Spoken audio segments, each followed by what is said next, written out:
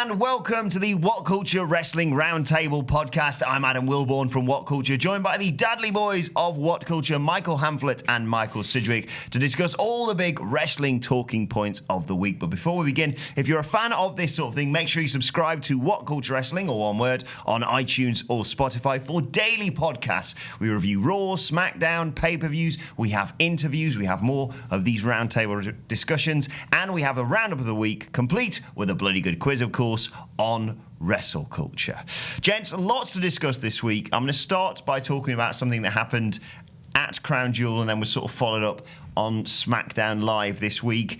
Is Shane McMahon turning heel? The best wrestler in the world, I should say. If he is not turning heel, then cancel your subscriptions, because this company has absolutely no clue how to even perceive people who are likable. But yes, he is turning heel. The celebrations in the post-match were, I thought, brilliantly done. Michael Cole sold it as if it was a disgrace, which it was. They don't know who the fans like, or they're unwilling to know who the fans like. Even that company, as toxic and arrogant and nepotistic as it is, they know Shane McMahon isn't the best wrestler in the world. They know what they're doing, I think.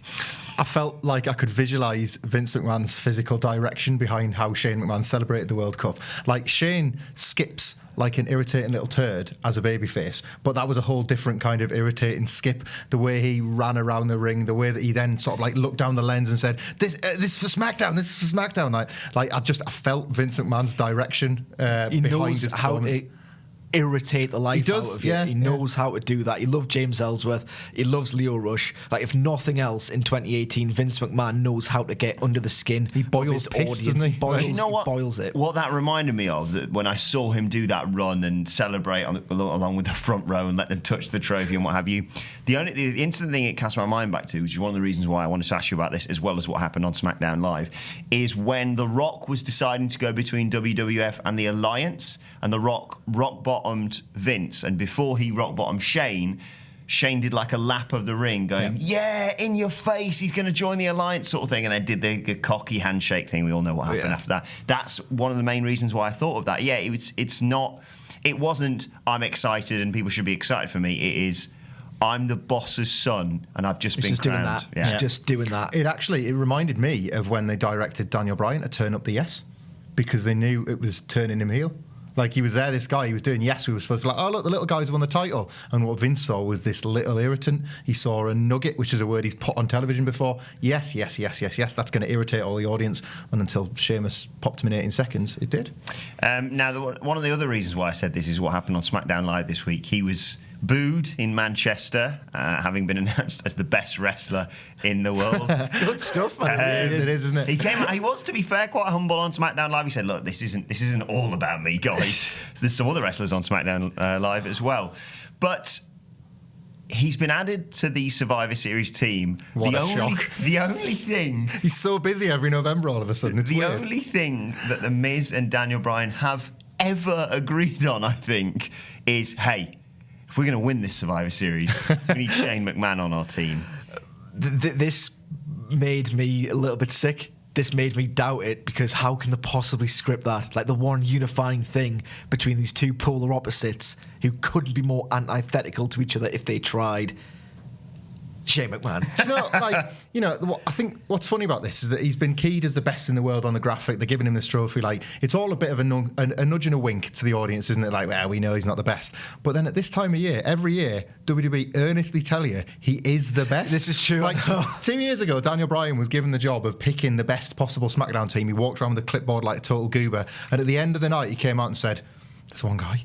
I need Shane McMahon." Last year, he was the sole survivor on Team SmackDown, and in a Triple H match. They've spent 2 years telling us, well, he's actually the best here. Yeah. But now the joke almost isn't funny. Isn't it intriguing as well that we all know Royal Rumble is the first step on the road to WrestleMania, but Shane's road to WrestleMania starts all the way back at Survivor Series, it seems. He's one of the few, isn't he, that gets...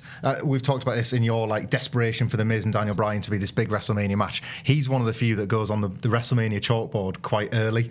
What are we doing with Undertaker? What are we doing with Triple H? What are we doing with Shane O'Mac? I feel like that's him saying that, but nonetheless, he's on the board all the same. Do you think it's? I mean, we were talking the other day on the Raw and SmackDown Review podcast about this. Who do you think he's going to face at WrestleMania? Daniel Bryan. Daniel Bryan, 100%. You know what? I think it's actually going to be great. I've not enjoyed Shane McMahon at all since he's come back because, as Hamflet just pointed out, this thin line between ours and Shane McMahon terrible, and he interjects himself. It doesn't quite resonate because they depict him as the equal of AJ Styles.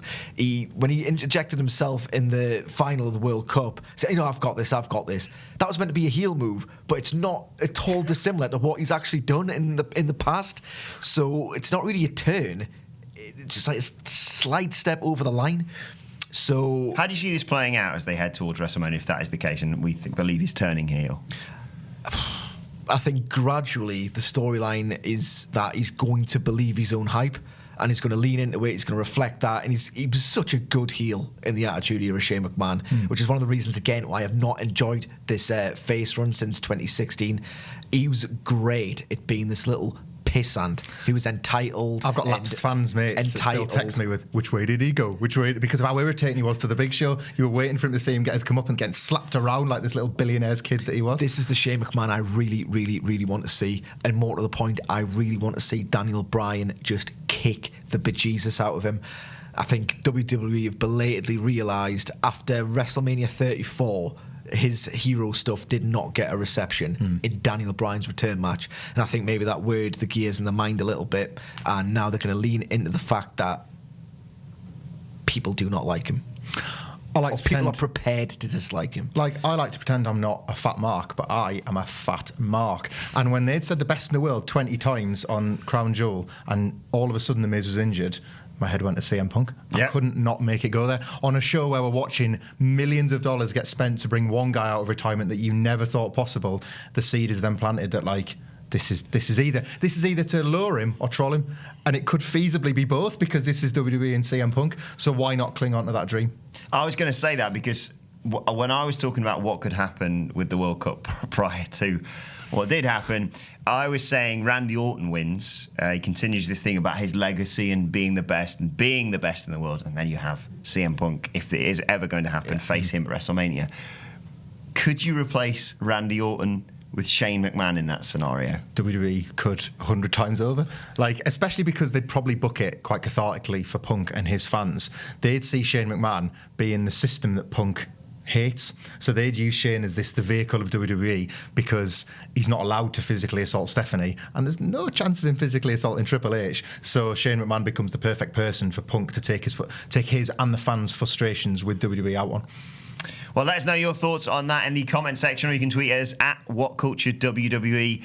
Will Shane McMahon be a heel in 2019? Yes, please. Ironically, it would help me like him. Like, I'd be able to accept him on television as a presence because as a babyface is insufferable. Moving on next, I want to talk about some stuff that's been going on in WWE for quite some time now, and it's a sensitive subject, this. We've seen with the development... it's not. Well, yes.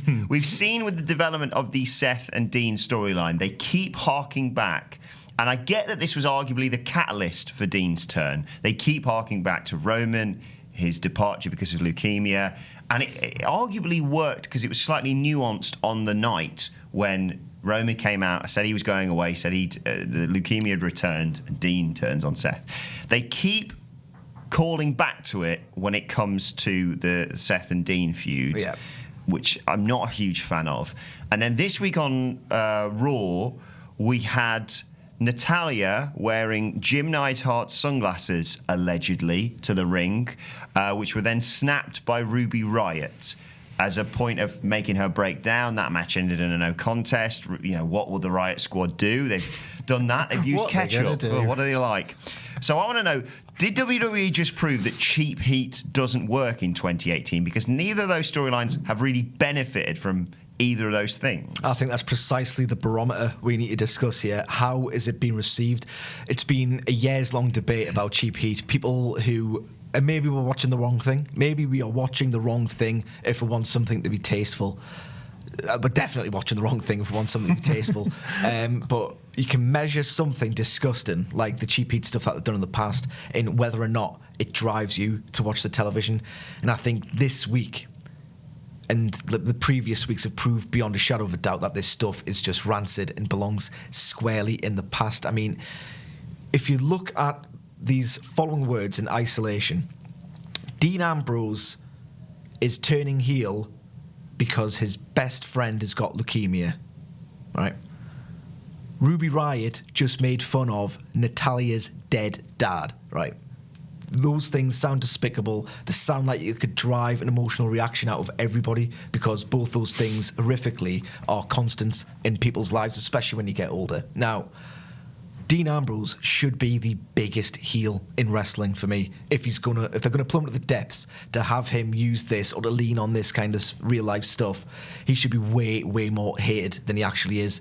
And what brought it home for me on Monday, when Natalya slumped out of the ring in tears at the disrespect shown to her and her dead father by Ruby Riott, the fans in attendance went 6, 7, 8, 9, 10 and counted her out of the match, as if to say, and this is not hyperbole even though it is a little bit, stop crying about your dead dad and finish the match. That's what they said to her. Well, 2018 audiences won't be patronised, will they? No. It's one thing to try and use sympathy, but it's quite another to do a lazy job of it. So the sunglasses thing, as you know, we spoke about on the podcast and we've talked about, was just quite lazy storytelling, because they've gone to a pound shop, they picked up some sunglasses and they've said, oh, this is a Jim Neidhart prop. But we've seen WWE do this in the past with Paige and Charlotte, referencing Charlotte's brother, obviously, just completely out of the blue. But I found it interesting that Sidgwick boiled it down into like the headlines of these stories, because the previous cases of the cheapest possible heat are kind of defined by them being headlines. I think of Eddie's in Hell, I think of Sergeant Slaughter, Iraqi sympathiser, and those are two cases that worked against the business of the business as well. So there isn't actually a great precedent for these things being like financially successful, let alone creatively successful. The Roman Reigns, the segment the other week where they went to the children's cancer ward to, like, a member of staff was paid to go to a cancer ward to film children saying, "We're with you, Roman." It was a segment in isolation that was such a wonderful piece of work to sort of remind people that, like, away from the things that we analyse and away from the silliness of WWE, there's characters resonate with children in a way that, like, is totally different, in a way that we only understood when we were children ourselves. But for them to then isolate that footage and put it right next to the Seth and Dean programme was absolutely hideous. And I think in a week, had it been less problematic with Crown Jewel on the horizon, we'd still be talking about that now. This would run for months and months as being one of the low points of Monday Night Raw, but they were busy moving on to something like just as ugly to build for Friday, so they kind of got away with it. So do you think that WWE will continue to do this sort of thing in 2019, or do you think this maybe is arguably a watershed moment for them where they realise it's not beneficial, it's only detrimental to their product? The British fans laughed at it, but as Hamflet says, quite rightly, this stuff has never... This is a spin-off question, but... has it ever been successful? Have you ever heard like a really cheap heat line that's the thing, oh God, I can't wait to see him get beat, or I can't wait to see the pay-per-view, to see the conclusion of this storyline? I don't think it's ever hit for me. Certainly not in WWE. It was a popular trick in the territories when it was like local towns working the same arenas every Friday night, because the whole thing felt a lot more communal. But on a grand scale like WWE, certainly not. Arguably, this whole tactic killed off world-class championship wrestling for good. Well, all of those territories were going to die, but it certainly hastened their demise. So there's precedent there. And in answer to your question, Wilborn, WWE is a quite rancid organisation, and quite frankly, I don't think they can stop themselves from doing this sort of thing. The reason why I ask that is these really dark areas that they go to, death, illness, etc., it always gets a reaction, just not necessarily the one that they want, or as visceral a reaction in terms of, you know, wanting to see it. It's just like, oh, it's just really taken me out of the moment and put me off a little bit. And yet, you see, what was it, a month or so ago, Kevin Owens and Elias getting booed out of the building. I know it doesn't really work for us English audiences, for just doing local references. Is there not an argument that if you want to just give a performer a big crowd reaction to steer more sort of towards that of the, well, we're in Chicago, so we're going to bury CM Punk. Well, we're here, so we're going to bury the local sports team. Context is king there, though, because that was... All right, Bischoff. That was cheap heat for comedy. So that was cheap heat to give two comedy heels like a bit of a negative reception that went better than they ever could have imagined.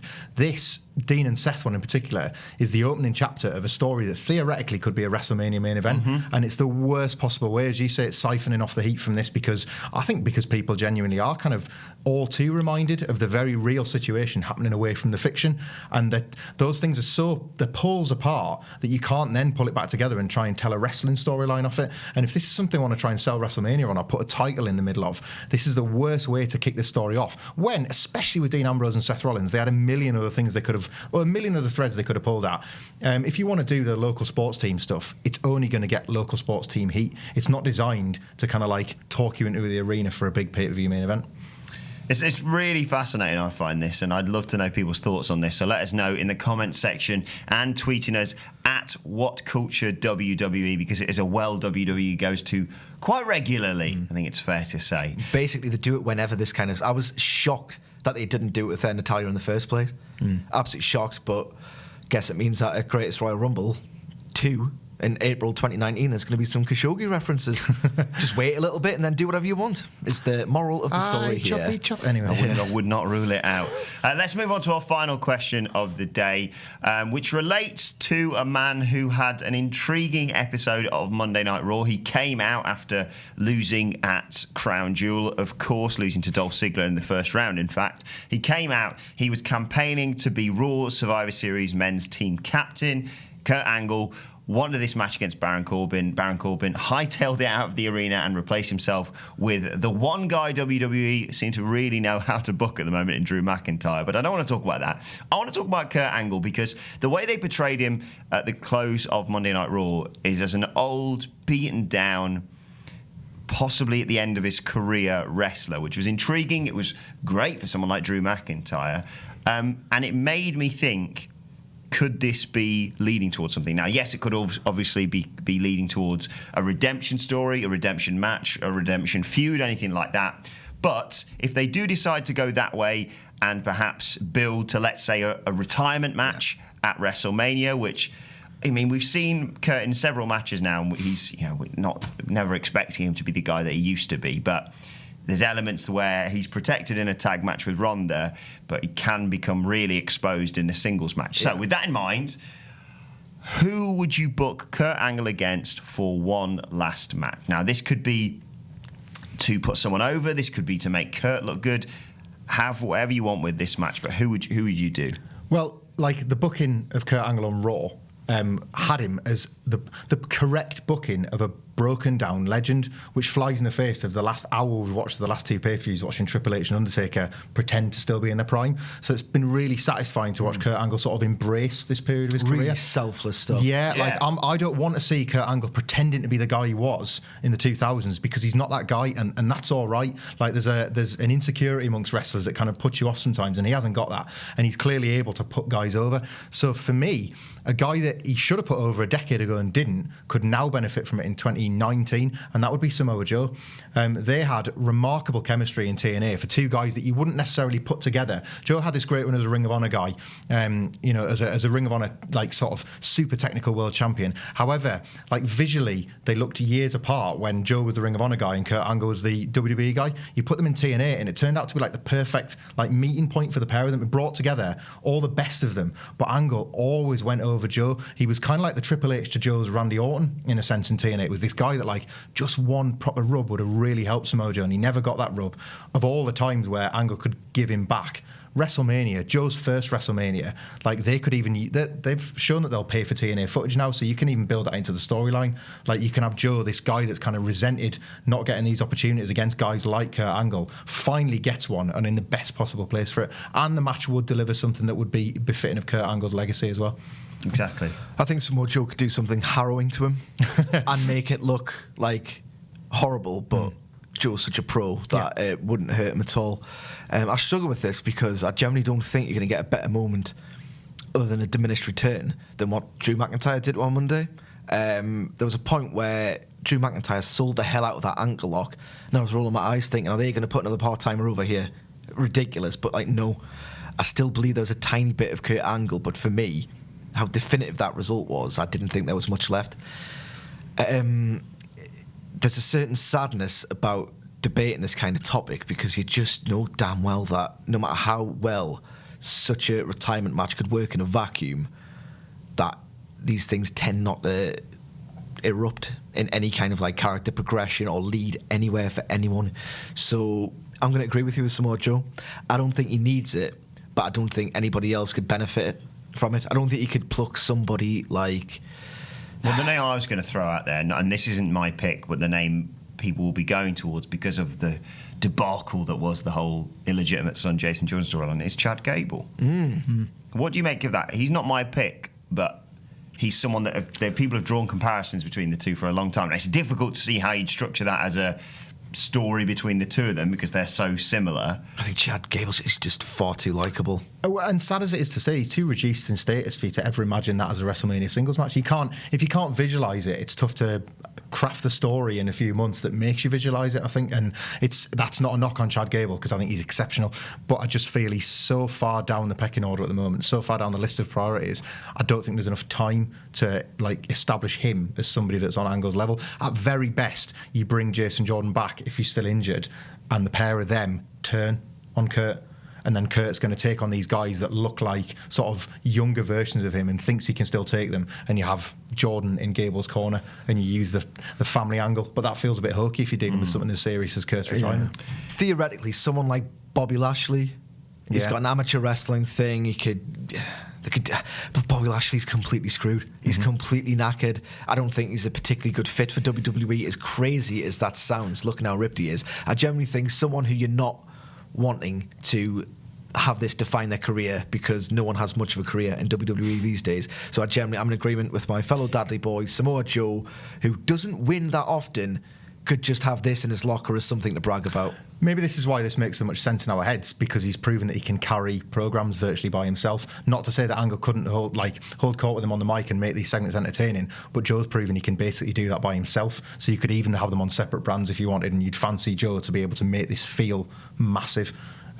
He was better than AJ Styles in AJ Styles' WWE title program. He was better than Brock Lesnar in a program that was going to end in him getting squashed by Brock Lesnar. You know? I completely agree with Samoa Joe, but just to throw another name out there, we always talk about people making that transition from NXT to the main roster and it always being a little bit bungled. And I don't know where they'd go after this.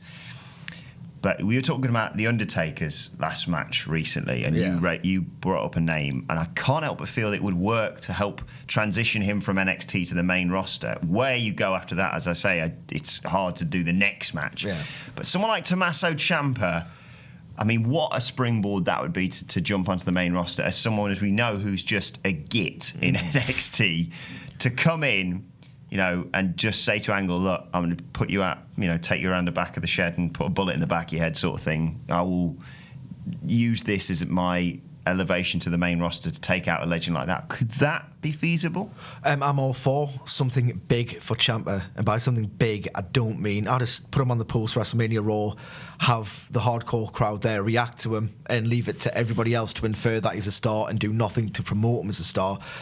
Tommaso Ciampa has got such a streak about him as a complete horrible piece of work, and I think the reason why I fantasy booked that scenario with Taker is because that is a good way of showing in short term what he's been doing for 2 years in NXT, and that's just destroying people like psychologically and physically. And whether it's Angle or Taker or somebody else who's completely past it like Triple H, which would be nicer, I think, actually, given their history. I just want Ciampa to really symbolise this change that needs to come.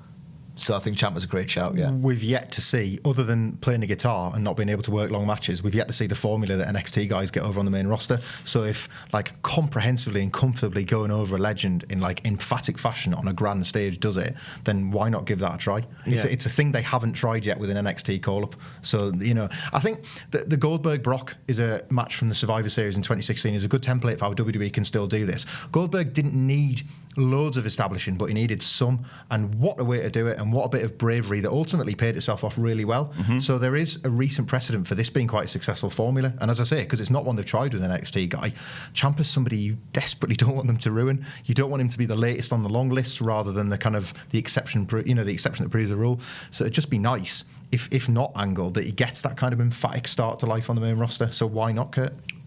Well, who do you think should face Kurt in his last match? Let us know in the comment section or on Twitter at WhatCultureWWE. My thanks to the Dadley Boys for this week's roundtable discussion. You can follow them on Twitter. You can follow Michael Hamflett at Michael Hamflett. You can follow Michael Sidgwick at Sidgwick. You can follow me at Adam Wilborn. You can follow us all at WhatCultureWWE. Let us know your thoughts in the comment section. Thank you very much for watching. Don't forget to subscribe if you want more podcasts to What Culture Wrestling on iTunes or Spotify. My thanks to the Dadley Boys. Thank you for watching, and we will see you soon.